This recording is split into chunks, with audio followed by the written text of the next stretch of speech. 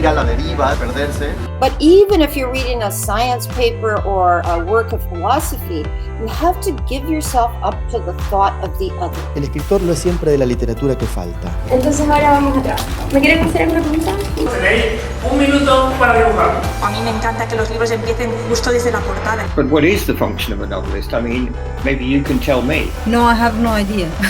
Hay una cuestión geográfica en la circulación de la literatura, una cuestión de mapas y fronteras. Un monólogo interior no es sencillo de hacer una película. It has to do with the feeling that it's truthful enough to my own experience. So clearly, it can be taught.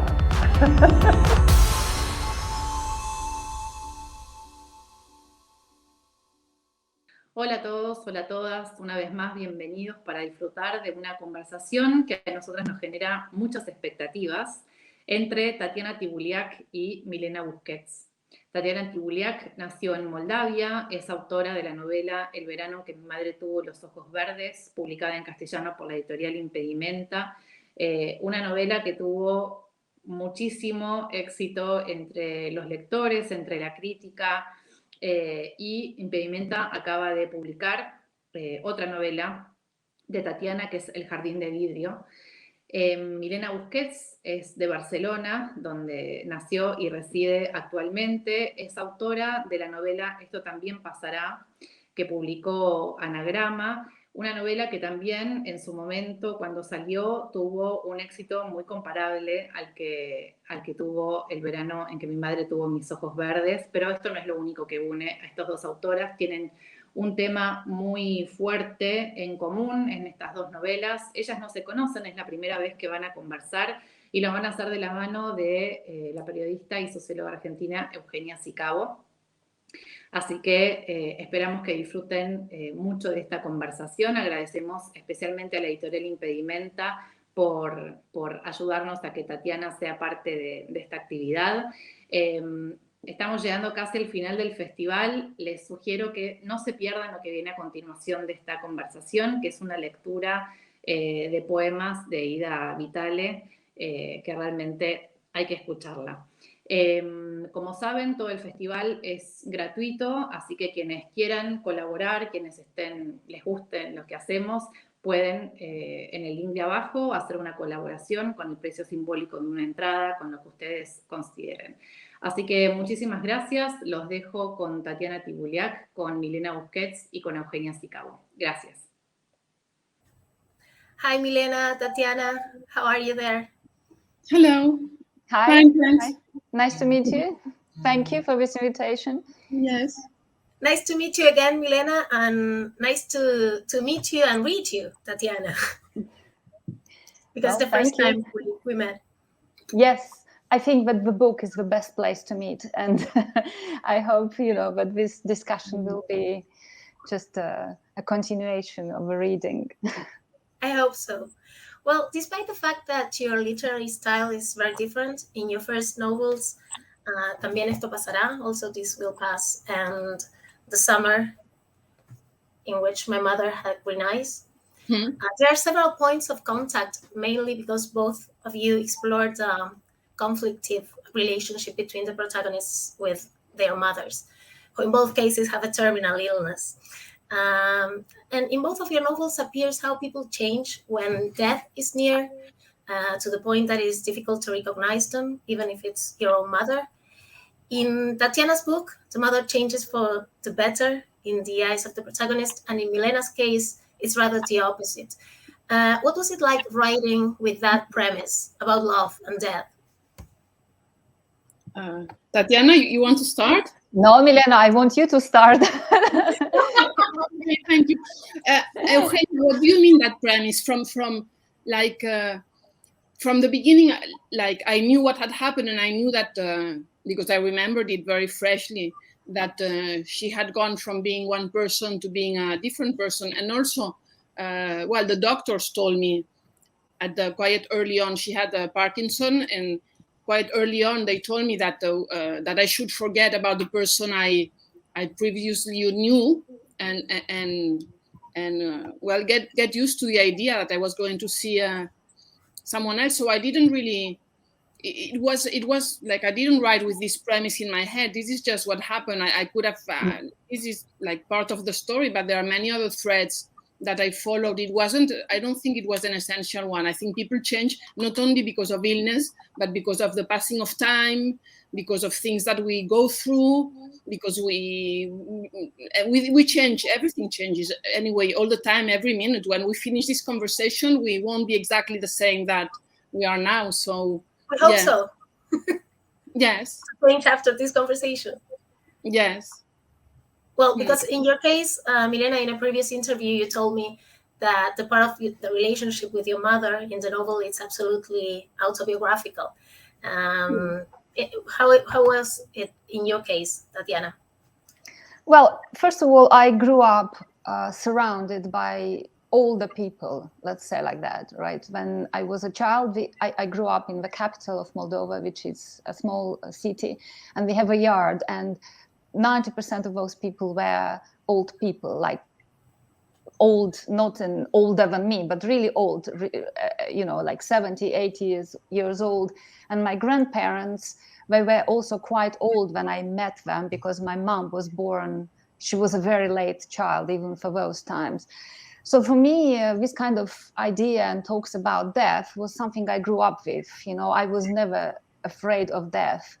I was always afraid of illness, because when you have older people around you, they don't talk about dying as about something bad. Sometimes they even want to die, but they talk a lot about being sick and having an illness and being paralyzed. And then my grandfather, last 20 years of his life, he was paralyzed. So I saw this man dying, as almost dying, but never dying. And I see how also people around you, when you are very sick, are changing as well. Not only you, but people around you. First, they pray for you to become better, and then they pray for you to die faster.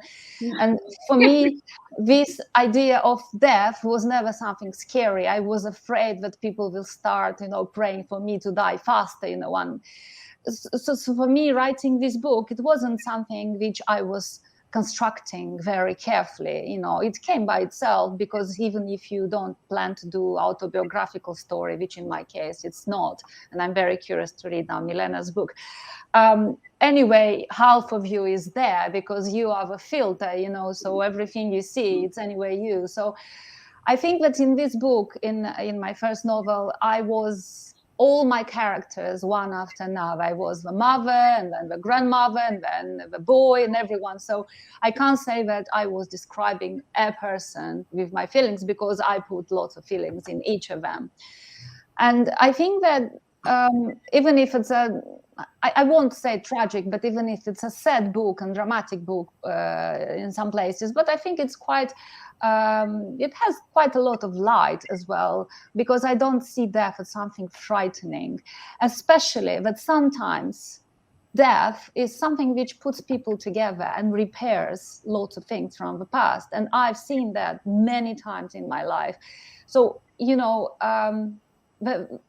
this relationship between the mother and the son who hated her so much, was possible because she was dying. We don't know if that would be possible in other circumstances.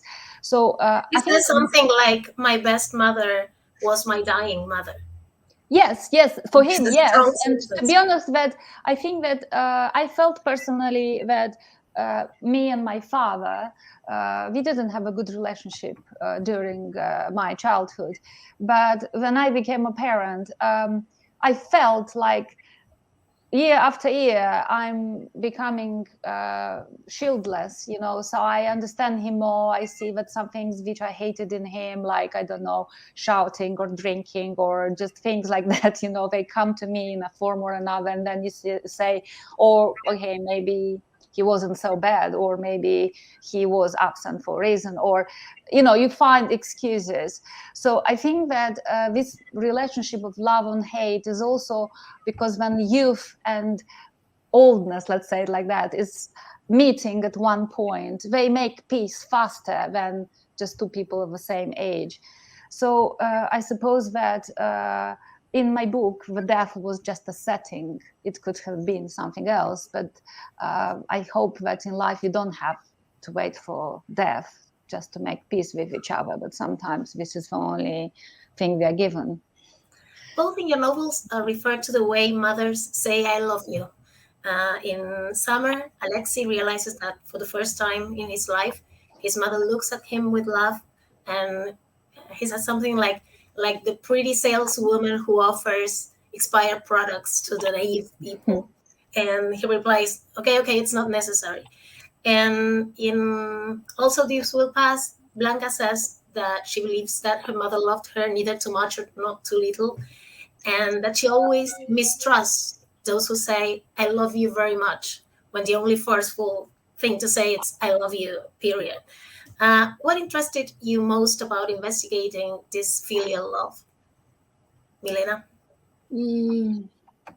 Well, I'm really very interested in any sort of love, really. And in the case of the love of a daughter with a mother, I think is one of the, like, I don't know how you say it in English, one of these is a love that it found the way, it creates in a way, the way you will then love people for the rest of your life, I think, or it has been my experience. So I didn't, as Tatiana said before, I didn't set up thinking, well, I'm going to do a novel about mother-daughter love. I just wanted to tell this story, which happens to be partly my story, and yes, and it turned out it is. I realized when I was writing the book that it really is a love story, like Romeo and Juliet.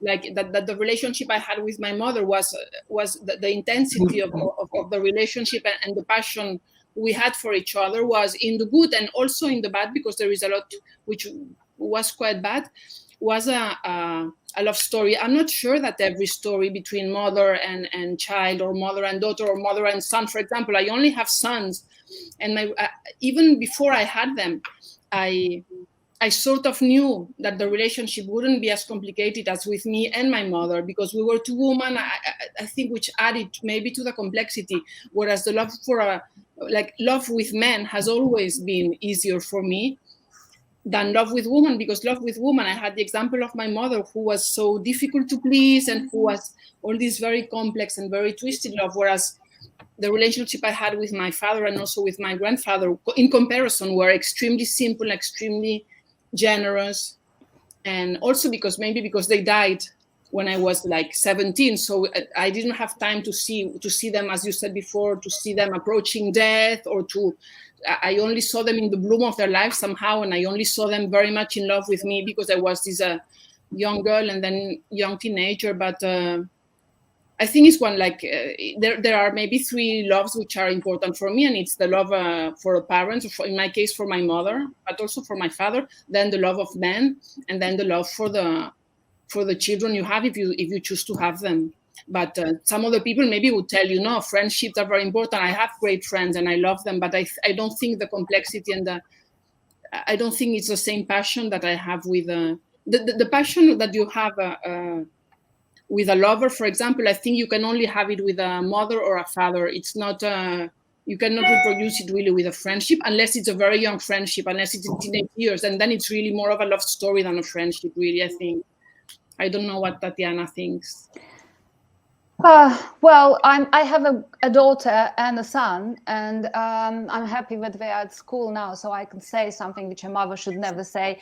Of course, you don't love them the same. Of course, I mean, you could write thousands of books saying that the mother loves the children equally, but it's not the same.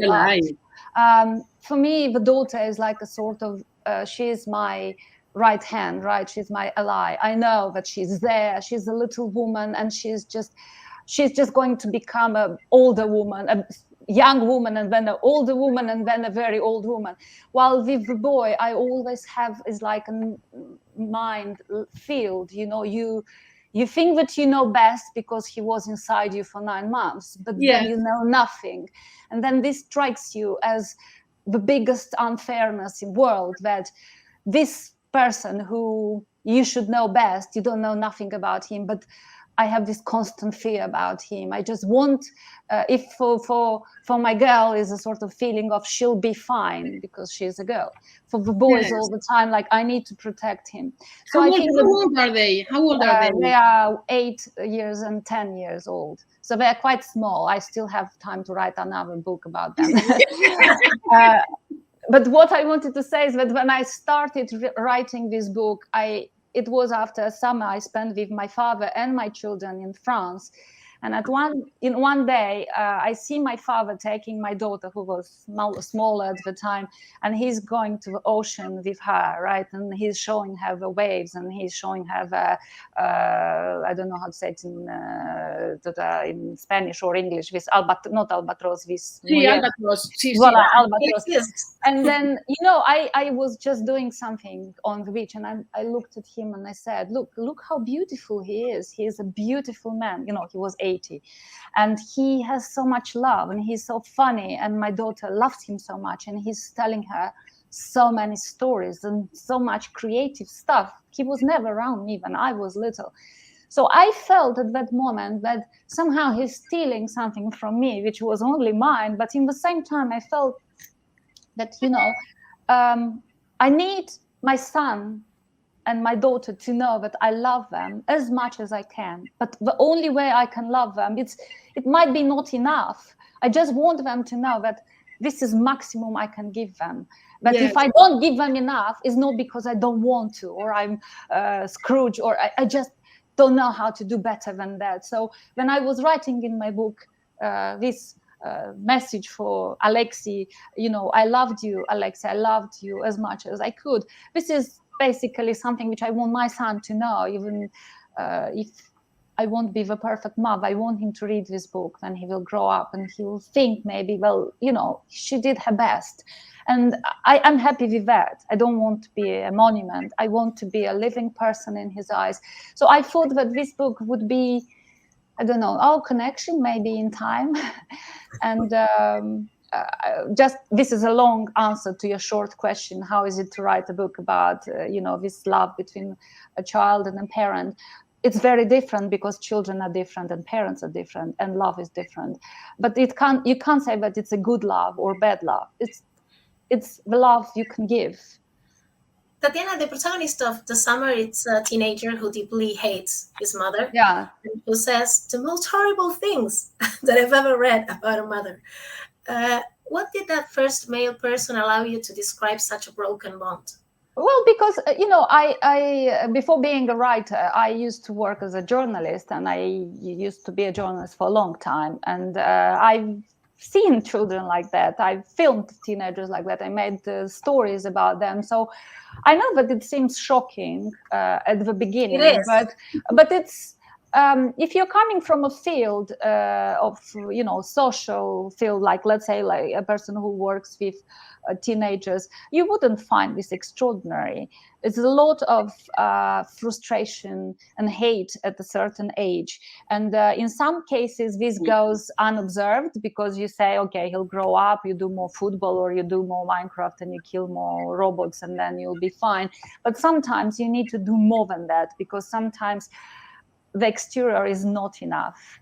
And then the hate comes to the person who is the closest. We always hate the people who are next to us. If I want to hate someone, I'm not going to go in another country and pick up a person. I would hate someone who's around me. The same with shouting, or the same with blaming everyone that something is not correct. If my food is not good, it's not me. Obviously, it's the water, it's the pasta, it's whatever. The same is with hate. The hate is a very intimate feeling. You can love and you can hate only people you feel very close, because it's a very precious feeling, to be honest. Hate consumes you a lot, even more than love. And I don't find that outrageous, but I think that for the general public it might be a little bit difficult. And I know that people who started reading the book, they just dropped it, and I understand that. You need a special, how shall I say, you need to be okay with you when you read this book, because it might take you to places where you don't want really to visit. Dark places. I don't know. I received lots of messages since this book appeared in Romania. Now it appeared in many languages. So I think that most of the messages are about people who say that they needed a sort of rage from another person just to identify themselves with this, or to make peace with their parents, with their mothers whom they hated all their lives, but now they don't want to hate them anymore, but they don't know how to stop. Sometimes someone needs to help stopping you. So I think that I didn't think about this when I wrote the book, but that was one of the biggest prizes for me, that this book is used in therapy, for instance, with teenagers by many psychiatrists and psychologists. But that book is transformed in spectacular, like theater plays, or another, teenagers are making trailers or videos, or they're expressing themselves. So that is something interesting. Yeah, even for that, I'm happy that I wrote that book. Both were translated into many languages, and your books travel the world, more than you now, especially with the pandemic. What do you think about how literature circulates between different countries? Is it me or Milena? Milena is more famous. She should answer first. No, you're extremely famous and extremely loved in Spain. Really, I'm sure in Argentina as well, but in Spain, your book is like it's being, and it's also it's word of mouth. So everybody's saying that it's so wonderful, and you are very loved in Barcelona. It's where I am. You're a phenomenon. I'm very happy. I don't know why. To be honest, after Romania, Spain was the country who connected most. See, and exactly. Then, yes, I don't know. Maybe you are just also crazy and cool with things and like that. Or maybe because Yes, I think that I am. I'm a person of moods, and Spanish people are the same. They just don't. They are not afraid to say that they are sad or that they're happy. They are not scared to talk about death with smile or about So that helped. But also the amazing translation helped. Of course. Because Marianne became my friend, and I probably, even if she will burn this book on the fire, she will still be my friend, because I think that it's such a luck in life when someone else from a new culture is falling in love with your book and then is translating it, and then you could see the result. It's true that now it's connected quite well in other countries, but every time for different reasons. I think that in Norway, for instance, because it appeared like 2 months ago, lots of teenagers are reading it, and my first interview was with psychiatrists, which says something about it. And then Germany had a completely different entry to it. I would never thought this book for teenagers. Yes, in Romania as well. One of the best prizes I ever won with this book was a prize in Romania.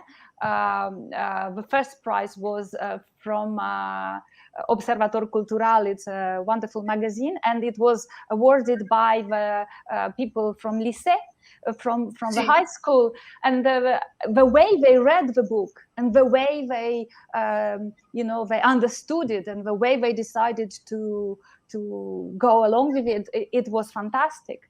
And just in case we're talking about this book. Yes, El Verano. El Verano. Yeah. Yes, it's this book. Now the second book is also out in Spain. I think El Jardin. Yes. And also in Argentina. Yes, in Argentina. Yes, voila. No, I think that this idea that there are books for teenagers and books for adults. I remember when I was a teenager, I read everything. I only read adult stuff. I think teenagers are perfectly capable, sometimes more than us as adults, to read grown-up books. This idea that there is this from 12 to 16, they should be reading some, I don't know, specific stuff. It's not true at all. I think we were reading Camus and we were reading Dostoevsky and everything when we were 12. No, it's a market stuff, isn't it? In general, I'm often asked what books I recommend for children. and I always say good books. Exactly.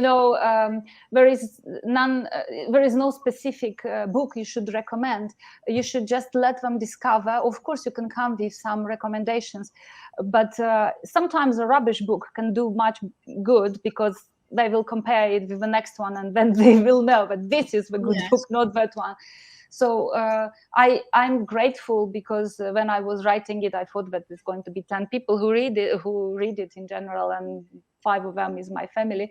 But now, of course, it was more than I expected, and I can only be grateful and surprised, always surprised.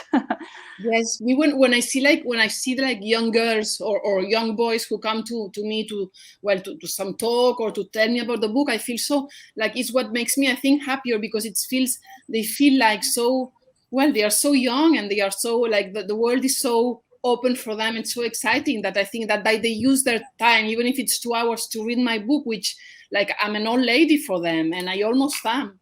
And they're my favorite readers. When I get a 15-year-old girl or something that comes to me and asks me, and it's really exciting. Sometimes it's because they want to be writers. I'm sure it happens to you too, Tatiana, that many people that approach you want to write, but sometimes it's just girls who will be some other profession, and that they like the book, and I feel very happy, because it means that maybe I'm not too old to be read by young people. I don't know.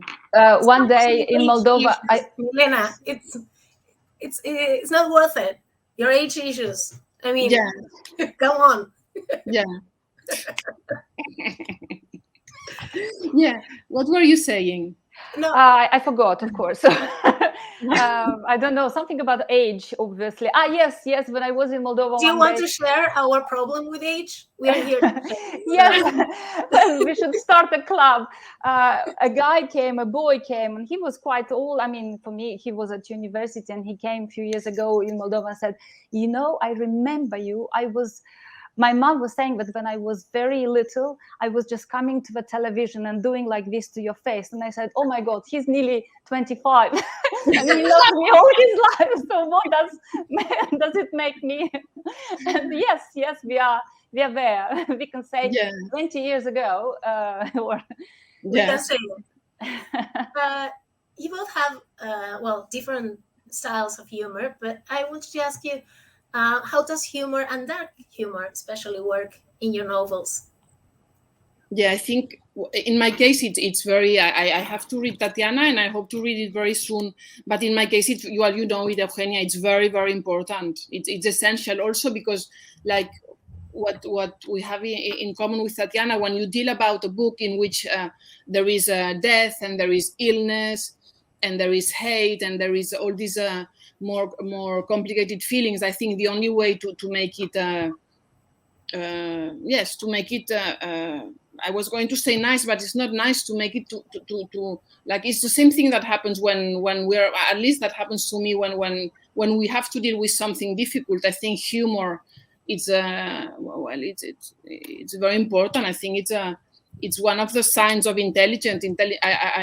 I know very little, maybe only 1 or 2 intelligent people who don't have a sense of humor. I think it's very important, and I think even more nowadays that everything, I don't know how it is so much in Moldavia, but here it's like everything is so serious, and everybody, and also since the pandemic, and I understand it, of course, but everybody takes themselves, and also writers, so many of them take themselves so seriously, not only their work, but themselves, and everything is so, and you have to be so careful about what you say, because you run the risk of being cancelled, or of being immediately insulted, or of being immediately told that you're a fascist, or that you're or worse things even, that I think we will be saved by sense of humor. Otherwise, I don't know what will save us, but it seems like one of the ways of escaping all these all this gloom and all this darkness and all this, it's a tool that's been given to us. And I even like the worst sense of humor. Like, I like the very dark one.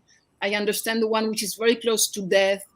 And I don't know what, I think we have to respect a few things in life, but very, very few. And it's what Tatiana was saying, that some people in her country and in her novel, when pray for people to die because they are very close to death, so they think that it's a good thing. This, for example, in Spain would be considered like this a terrible sin maybe, and I think it's great that some people, they need to die and they have to, no? Well, you consider it a sin until you are finding yourself, in a bed for 15 years, and then not only that other people pray, but you pray as well.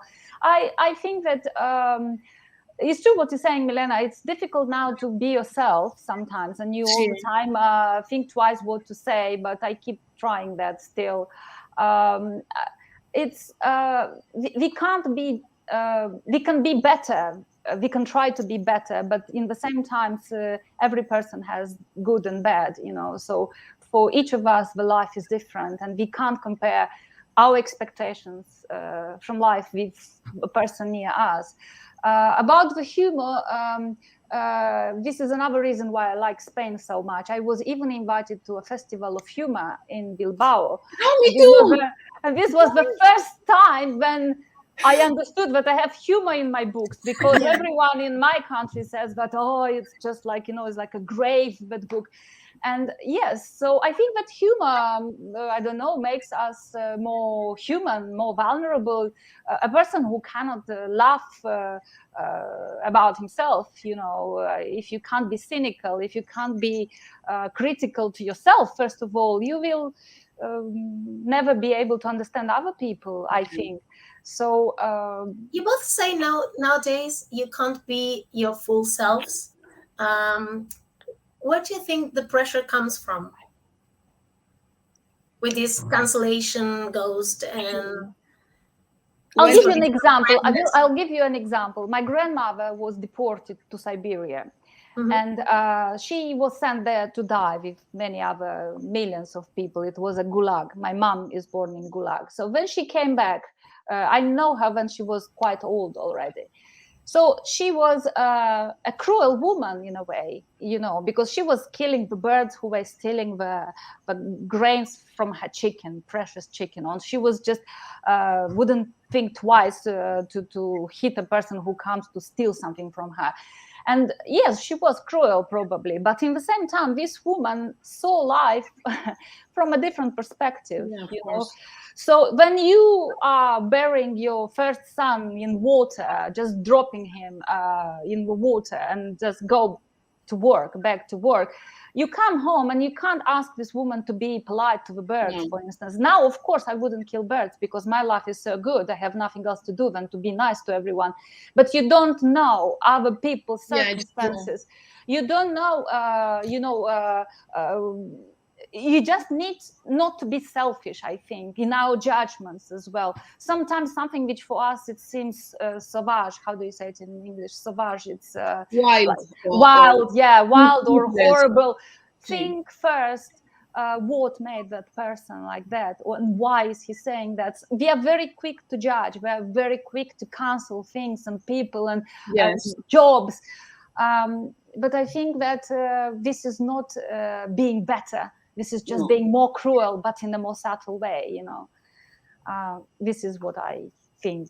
I think we should try to judge less and to understand. And also, like as a writer, I'm much more interested in writers who try to understand their characters, which, like Proust, is a maximum example of it, trying to understand every detail of someone's character than to judge them.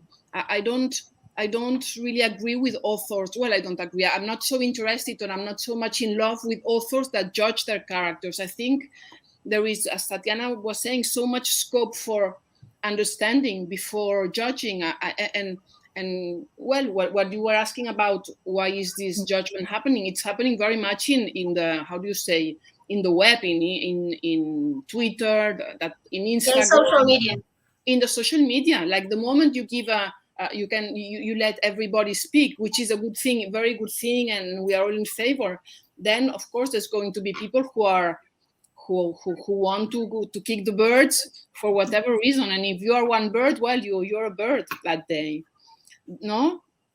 But yes, I think that we need to. I mean, we don't need anything, to be honest. We just need to be faithful to ourselves, because we can't be we can't be all perfect. I just think that in my life I met so many people who were outsiders, but who had bigger hearts maybe than the others who were heroes, just because I don't know, just because in their heads doing good, it's something which is intimate and not for the public eye, you know. So I just try to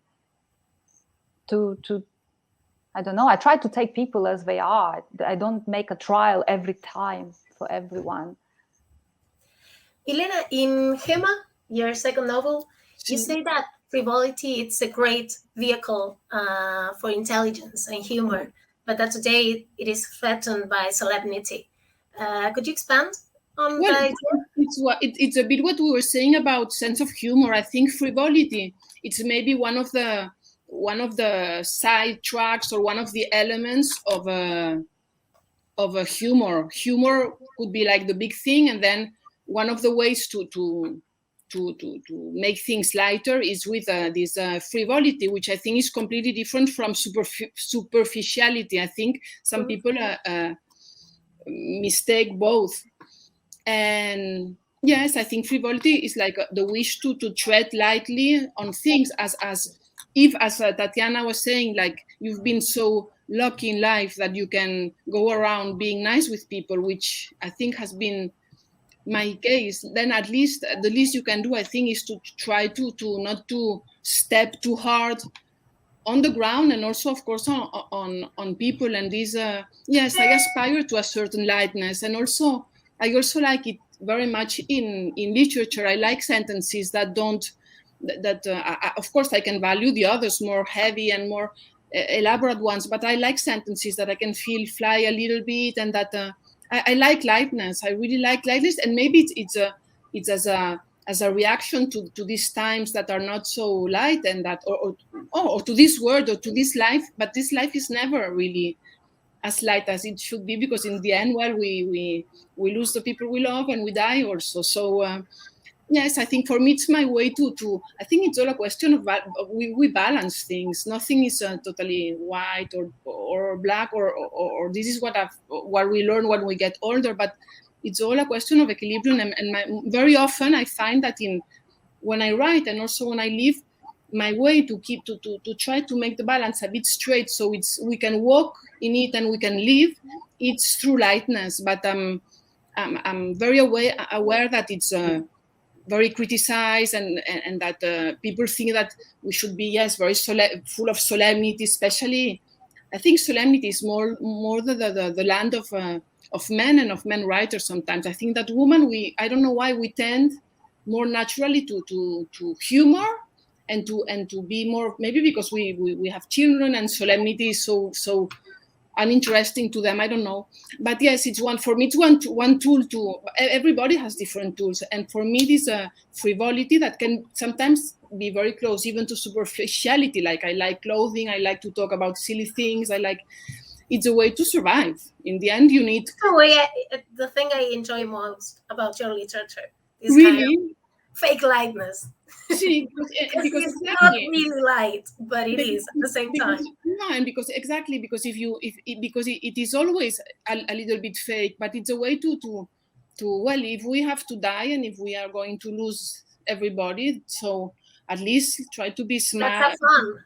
Yes, and let's have fun, and let's try not to make everybody around us bitter and annoyed with us. Let's try to take care of the 5 people we love and no, but if we have the luxury, because it's what Tatiana was saying, if you have the luxury to do this, because it is a luxury, and I'm totally aware that this frivolity, this living in the Mediterranean, blah blah blah, and 2 children and so on, these it's a gift that is been given upon me. I know that in most parts of the world, I wouldn't be able to afford that, and I know how. Yeah, you're aware of your privilege. Absolutely. Of this, and I'm aware that shows in your literature. It appears. See, well, great. I don't know. Tatiana, in The Glass Garden, with your second novel, A girl is adopted by a woman who lives by picking up glass bottles in the streets. And the context is the poverty of the worst years of communism in Moldova. What was it like being a girl at that time in your country? Well, actually, it's not at all about poverty, because we were not poor in Soviet Union, especially in those years. The poverty came later on when the transition came. So when the character is living the life of, we had jobs at that time. We had money. We had enough money to eat. Lots of things were provided by state. Lots of people would have housing from the state. So it wasn't like poverty. What she was doing with these bottles is just to be a little bit more rich. I never dwell on poverty in my books. I don't think that the poverty is always the core of all unhappiness in the world. In my first novel, I was showing that the characters were not poor at all. The unhappiness doesn't come from the lack of money. You can be very poor, but you can have love, you can have understanding, you can have an aspiration, but you can be rich and have none of these, And the second novel was not about, again, how to manage to survive. They had enough money. They were richer than the other people. It's the mentality of people who want more, because they think that having more will give them a better start, will give them a better position. And that mentality still exists in ex-Soviet Union, in all this Eastern European. It doesn't matter how much you have and if this is enough for you. You need to have a little bit more just to have it, So I think that struggle is something very typical for that part of the world, because if you go in Western culture, it's a little bit less. If you have a nice house, if you have, unless you want really to show off, you can find your balance easier somehow. While in that part of the world, you will never have enough, never. Or you're starving, or you don't starve at all. You will still need to acquire goods, money, furs, cars, whatever. You don't have money for gas, but you will have a BMW just to show off. That's why, for me, the poverty is something which I consider I didn't yet explore in my books, because I think that the real poverty is a different one, and I've never been there. Luckily, I've never been there, but I've known maybe worse. I know how to be very rich and then very poor next day. I think that when you're always poor, you are getting used to it and somehow live with it, with a day in your mind that will change everything. But then you are rich and you have a family full with money, and then those money disappear in one night and no one is responsible. You find that more puzzling, I think, than the other one. So I've been there as well, not only me, the whole country, all the countries. Imagine you wake up tomorrow and you are told that everything you ever have in savings just disappeared, and you can't blame anyone. You just can't go to anyone. It's gone, right? And that happened, and we lived that. So for me, quarantine or isolation, that doesn't seem so bad. I mean, you could always buy extra flour until you are together and healthy. You will eat leaves probably, but you will survive. This is in my mind. I'm, as Milena was saying, I'm happy with what I have. I could live with less. I could live with more. I just enjoy what I have now. But I think that my joie de vivre is not linked only to fame or to money, or no, it's especially in this year, we had time to live with ourselves, and we know exactly how much we value, because when there's no social media, when there's no meetings, where you don't have anywhere to show off with everything you have, you just understand that this is you, so live it, take it or leave it. Well, Argentina has a very strong editorial bond with Spain. We share the same language, and in fact, the translation of your two books, Tatiana, were done in Spain, the ones I have. And they are the first fictions that I read by someone from Moldova. From what happens to the protagonist of The Glass Garden with the languages, the Russian that they teach her by force, and the Moldavian that feels like her language. And I started to see the story of your country, and I really realized I didn't know anything. How does it feel to be a little bit like an ambassador for Moldova in countries like Argentina, who are so far away and with such different realities? When I wrote my first book, everyone was asking me why my characters are Polish, living in England, the action is in France and everything. So I understood that I need to go back a little bit to the country I'm born, because I needed to solve certain things in the writing. So I went back exactly where this happened, where I grew up, in my courtyard, in my city, in my street, on my everything. I think that lots of people were just happy to have this book in their hands, because it answers some of the questions they always had about themselves. I'm talking about this generation which is caught between two empires, between past and the future, because imagine that in 10 years, which I described in the book, lots of things happened. We changed our alphabet, we changed the independence, we had the war, we had financial collapse, we had everything which needed to happen. In someone's history for 100 years, we had it in 10. It was wild time.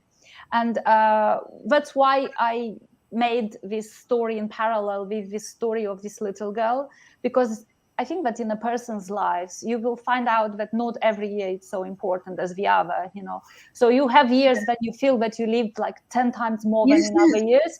And I think that years of formation coincided with this country's history. So that's why I'm always saying that this book can be read differently. Some people will read it as a historical encounter. Some people will read it through this human perspective only. And what does it mean when you are orphaned, to have a family and then to lose it again? But for me, the things are there now. So if ever I would have to answer questions like who I am, why do I speak Russian and not Romanian, why do I do that or that, why do I am blonde when all the Moldovans are darker, I will say this is the answer. Yeah, this is the book. And also from a very selfish perspective, I just wanted it to be there. I wanted my story, told by me. It's very subjective. I never said that this is a historical book. And my aim was not to make a documental, writing every day. But it's still there. And people who lived that period of time, they can recognize and reconnect with that period. Yeah. Well, it's very interesting for me as a reader, because as I said before, I knew nothing about your country, and it's nice to know more from literature. Going back to the relations with the fathers and mothers, the relation with the father heavily appears in Milena's work, and in Tatiana, in your case, in the summer, both father and son wish each other's death, like Alexis referred to him as a semen donor. And in the garden, the protagonist is adopted from an orphanage by a single woman. Why are fathers absent figures in your novels? Milena? Well, I don't know if it's as much as an absent figure, but in my case, I was saying before, I lost my father. If my books, which are quite autobiographical in a way, I lost my father when I was 17. So the relationship was much, much shorter than with my mother, who died 8 years ago. But, I think that I'm not sure they are absent figures, but it's true that they are not main characters. But I think that some, like the absence of someone is very meaningful and very representative in some cases. And I think that when I talk about the relationship that I have, or that my characters have to men, it's very my mother, or the mother figure has a very big impact on how she lives love afterwards. But I think that what I was saying, like the gentleness and the short-lived relationship with my father and my grandfather, in my case, and also so in what I write, it influence and it influenced my relationship with men, well, forever. Like I was never able to consider men as enemies, for example, and this is, I think, a gift also I was given, and without them being aware of it at all. But the fact of being first of losing them so early, so I mythified them extremely. Like for me, my grandfather and my father are the two most handsome men in history.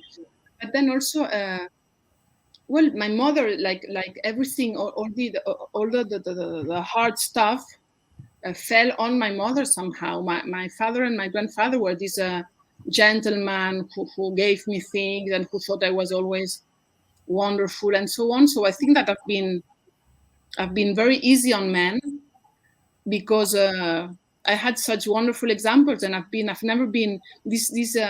Of course, I'm a feminist and I've lived alone, and my children are from two different fathers, and I've always worked, but I've never felt I was in a battle against someone because of their sex, being men, for example.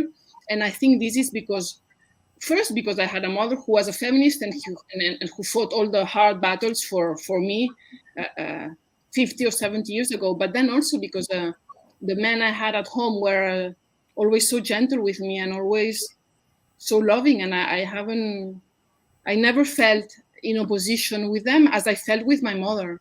Women have always been more mysterious, more strange, more of an enigma, more something that I want to seduce, and I never can really seduce. Men, it's always been very easy. They were always nice and smiling, and it's still like this, more or less. So they're not so absent, they're very present in a way, because they've had implications in everything. They have an implication. I have two boys. The way I think I educate my two boys, which are now men, because one is 22 and the other one is almost 15. It has I think the absence is in the case of men is I think you cannot live without a mother and a father. So even if you're an orphan, even if you don't know them, even if they die, these two ghosts are extremely present for every human being. It's impossible to have one of these figures absent. There's not just such thing. It doesn't work. I think. No, and psychoanalysis says the same. So see, I don't know. Exactly. I agree with, in this case, I agree with psychoanalysis then, that it's two figures that are, maybe in the future it will be possible to have two mothers, but for the moment I think these two figures are on our shoulders, even if we have never met them, even if we didn't have them. No? What do you think, Tatiana? Well, for me it was the other way around. I mean, for us, I grew up with women, right? Everywhere I would go, you have women. Our mothers were working, we're going to the market, they were cooking, they were taking care of us, they were doing homeworks, they were all the time in everything. While men, even if they were present, because you knew that, this guy is this child's father, but they were so precious somehow. They were all the time so important. So, you don't bother a man with things don't exist. So men had jobs at maximum. And then they had leisure time, which was in Soviet Union, like they were drinking beers and playing this chess outside. While the rest of the world, the whole planet, was on the shoulders of women. So women were just like a pack of wolves, You have to be part of a women's society, because the men, they take decisions, but anyway, the decision somehow is supervised or undervised, whatever, by a woman. So when I was writing this book about my childhood, I was surprised about this, because I had a father. My parents were together all their lives, and our children had fathers, but we never met them somehow. You knew that they are there, but they were never there, So I was writing at one point, where are all the fathers of children who say they have fathers? Because when they say you have a mother, she's there all the time. The father, he exists, but where is he? No one knows, because he's a sort of, this mysterious knight coming in the evenings, going very early. So for me, the absence, as Milena was saying, the absence of main characters in my second book is actually a character by itself. Like the same with the language, the language is not just a description in the book. The language is a character, because this language from the second novel was partly invented just to show how the language could shape lives and identities, because this is how we lived at that time. I don't divide world in men and women. I divide world in people, in attitudes, because my husband, for instance, is a very present father, and I'm looking at my daughter Sophia. She would be able probably to say so much more about her father in childhood than I could say. I could only say what is my father's job, and then probably I would want so desperately to do something which he will say is great or good, that he was just somewhere so up in my imagination for such a long time. I needed to prove to him that I'm good, that something is good about me. While with the mother, she was there all the time. You don't need to prove to people who are around you, and so yes, that's why I felt sad when I saw how what a wonderful grandfather he made when I had children, and then he could suddenly come in this shiny armor of a grandfather with all these Greek myths and songs and teaching them, even cooking. My mom said he never cooked in his life. Where is this coming from? But you see, this was his prime time, and I gave it to him. But I didn't have it. So I could write, of course, I could make male characters to make a sort of gender, how shall I balance in my writings, but I'm not interested in it. I just want to write it as I feel, and I'm not gonna invent characters just to please everyone. Milena, in your two novels, the bond between friends appears as a faithful and powerful relationship. And in Gema, your last novel, you say that the apology of friendship to the detriment of passionate love is a triumph of the Puritanism. What interests you more about the bond between women? And do you think something changed with the advancement of feminism that you were talking about later? Before? I think I think many things changed for very good in the last 5-7 years, but I don't think the way we relate to each other changed much. I think very often the space between women is a very privileged space. For me at least, and for I don't have more than 2 friends, or my 2 or 3 friends. It's a place of care and of love and of laughter.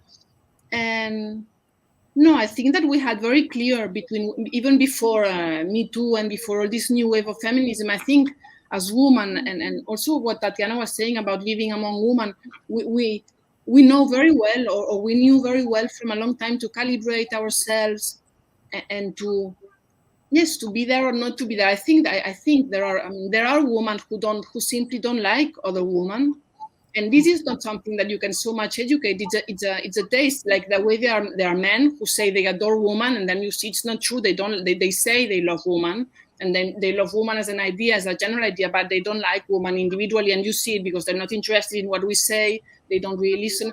And with women, it's the same. I don't think we are more solidary. We have more solidarity now. You don't believe in this sorority thing? No, I think it was here.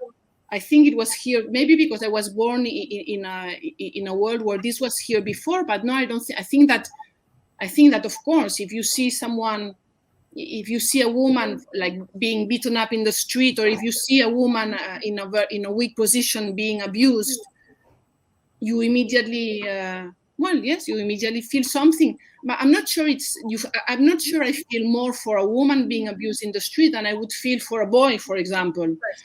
But no, I think that these circles of women, we had already done them a long time ago, precisely because we are weaker and because we have less privilege, and because we are mistreated, misheard more often. And No, I don't believe in this new, like now all we have to defend women and we all love each other. This is not true. It's bullshit, and it's bullshit between writers, women, and it's bullshit between people. I think that you have the feeling you have and what moves you to other people, and then you have what Tatiana was saying, that you have to accept people as they are. We are not perfect, and this new obligation as feminists, women, to be perfect and to be so supportive of other women. Well, sometimes we fail in this as we fail in supporting men.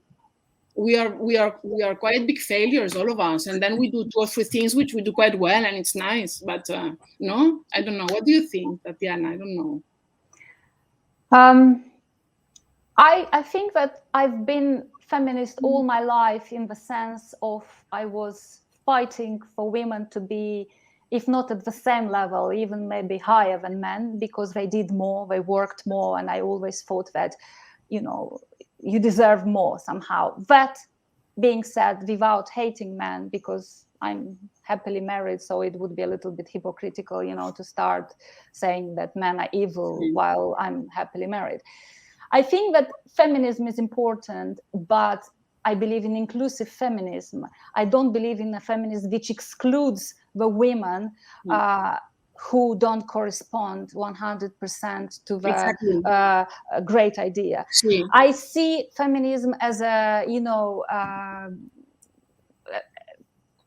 courtyard with a bench of women, and you go in that courtyard and they say, come with us, sit with us, talk with us. They don't say, oh, you are not like us, you are not good enough, go away. I think that talking about feminism, it's important, because more you talk, more people are aware of it, more people can make their own decision. What is it? Is it so bad or is it not? Because it's a lot of misconception, it's a lot of myths around feminism. Feminism means, loving women, making good to women, seeing them as equal, seeing them as what they are. And someone said it's the radical idea of that we are persons. Yes, but I must say that this kind of, I know that if feminists are listening now, they will say that I'm mistaken probably, but I would say that my grandmother, she had a very strong women's community, in a village where half of men were killed in wars and everything. That was feminism, because who helped them? First, it was a woman in need. Second, 10 women come and help her with food or with whatever they need, or with children. That is feminism. You help a person, you detect the need, and you do things which that woman needs. You don't tell her, oh, it's okay, but your child is sick, but that is not your biggest problem. Your biggest problem is, that your husband said something to you today. You should help women without telling them what's right for them all the time. Yes. And I think this kind of societies, they do exist. If you go to many countries, to go to Italy or even Spain or Spanish, Latin America, I think that the women were always sticking together more than in Eastern European societies, where you would have to have a man as a head of a clan, even if he's not doing anything, just to be represented. But yes, I think that these are important talks, because if you don't talk, it looks like something is shabby. No, it's not. Let's not leave all these talks about women just somewhere under, as like something minor, something unimportant. No, let's put it here. Let's talk. Let's make women understand that is for their own good if they do it well. Milena, in your last novel, Gemma, you return to death not of your mother, but of a friend of the protagonist who died of leukemia in adolescence. What attracted you most about narrating a life that ends so soon? That besides, because she died before the internet existed, it seems to have left no record at all. Yes, but it's the novel is called Gemma, and it was the name, in this case, the real name, the only name I kept real of the novel. But it's not, as you know, it's not so much a book about Gemma. I think it's a book. What we were saying before about absent men is a book about The previous one about my mother was a book about a person that was bigger than life. And this was a bit, I was doing the opposite. It was a book about a person that died also, but who was not bigger than life. It was smaller than life. It was almost inexistent because, as you said, she died when she was very young and before the internet or anything can remember her. Now our memory it's kept in a way in a digital file, so it's easier to access it. Now, like if you look for a photo of Gemma in the internet, you won't find anything, or you won't even find her name. But no, it was I wanted, yes, I tried to build a story around around an absence. I think it's exactly what I was saying about my father, like what we have lost or missed, or what is not there, or what has never even been there in the first place, is as much a part of our story as the things that have had a very overwhelming presence. No, I think. I don't know. I'm going to look for your books, Milena. Yeah, you have to read each other. You're going to love each other. Yes, I'm sure I'm going to. Now that I've met you, I'm going to buy it tomorrow. Well, yes. It's great. You should.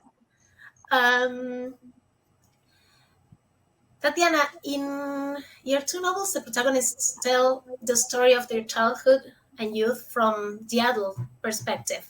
And both are people who ended up being successful, but without going into spoilers, who are for some reason broken. It is as if a ray of light never reached your pages, and when it appears, it is because the worst of the storms comes afterwards.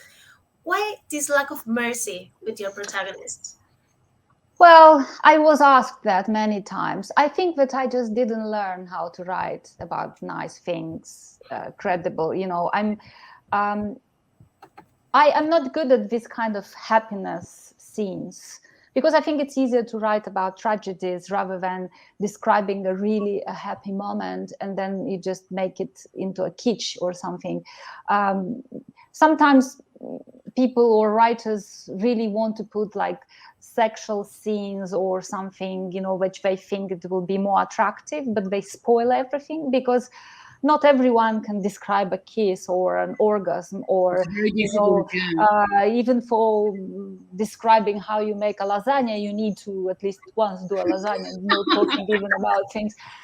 So I think that I think that I'm not quite there. I think that I'm better at this kind of small happiness, little sunshines, you know, like it's easy to write about something nice when 10 pages are already so dark, but you're happy for everything you see there. So, and I'm inclined to drama. I like it, okay? I mean, my father was like that. I like it. I like things which are a little bit dark and gloomy. And I think that rarely life is so nice from A to Z that you could say, look at this guy, you know, or look at this family. Or usually the happier people look, more sadness they have somehow. I don't know if I'm being explicit. So I always try to make a balance in my book, you know. Not everything is bad, but not everything is right either. You can't have 100% happiness. This is not Hollywood. I mean, it's not how I see happiness. And if you are 100% happiness, definitely something bad is coming. So I probably want to stop while I still can. And yes, and I have this fear of just writing something and people will say, why did she write? Why did she describe that? Well, instead of that, I prefer not to touch certain topics. Maybe I just need to grow up a little bit more and then I'll write about funny things, nice things. Yeah. Milena, you wrote These Two Will Pass in Full Morning, and the novel was published 6 years ago. Do you think that today, with more distance from the death of your mother, you would change something to the novel? And another thing that I want to ask you, has it already passed? No, the important... Well, we'll answer first the first one. I think that maybe I would write the same novel I wrote 6 years ago, but my like my judgment or my assessment of my relationship with my mother is in constant review. Like when people die, you don't, at least I don't put them in a pedestal or on the mud or under the earth and leave them there. Maybe unfortunately, but I find that there is, with the people that you've loved and that you've cared about, the conversation in a way continues. It's of course one-sided, and unfortunately there is no answer on the other side, and it's very unbalanced. But I haven't been able, like I wish I had been able to stop my conversation with my mother when I finished the book on a good note. But no, there are things that I still go over, and there are questions that I still haven't solved, and no, so it won't pass. Sorry? It won't pass. It won't pass. And it won't pass. Well, I think that the important things in like everything passes. It's true that everything changes. We are not the same than half an hour ago. But I think, thank God, if you believe in God, that some things don't pass. And of course, the love I had for my mother, it's sometimes it is hate, as in Tatiana's books. But of course, it doesn't pass. There are some things that are intrinsic to who we are, and that it's not that they don't pass, it's that they shouldn't pass, even if they're painful. This modern idea that we have to pass things and to separate things and then to go on and forget. I don't agree very much. There are things that drag you down constantly, and you have to find a way to live and to still be happy and have a laugh now and then. But of course they don't pass. I don't need them to pass. It's okay. Yeah. Well, I don't want them. It's okay that they don't pass. It's not like a race, obstacles, and then you go. I've never seen life like this race. Yeah, that you have to jump, and then you leave the bad things or the good things behind. I think you know that in Argentina, the title of your book, it's very used in common conversations. Like, come on, this too will pass. But we didn't use it before your book. So you kind of installate this idea. It's a very old sentence. I didn't invent it in there. But I think I want to believe that some things don't pass, and that my relationship with my children will continue after I'm dead, and that and some conversations continue, and because it's like we have 2 or 3 threads in our life, or maybe 4, and these threads, we have them, they are ours, and no, they don't pass. The problem is that when they're so painful that they don't let you move on in life. The problem would be if I was in bed every morning and I was unable to move because of the pain or the joy for my mother. But if I'm able more or less to move, then it's okay. I take it. I'm almost 50. It's okay that, no, I don't know. This is the last question for you both. What do you think literature is for? Big question.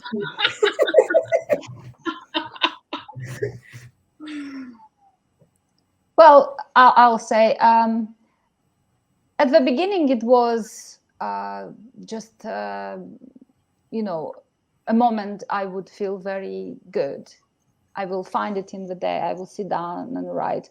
But then with time, I saw that I'm failing at so many other things, but surprisingly not in writing. So I just feel that this is a moment where I feel useful and I feel good with myself, even if I'm writing not for publishing, but this process makes me happy. It's like someone is embroidering or doing gardening or something. For me, this is writing. This relationship with words, with phrases, when you write something and you say, that is good, or when you say something, well, how on earth I could write that?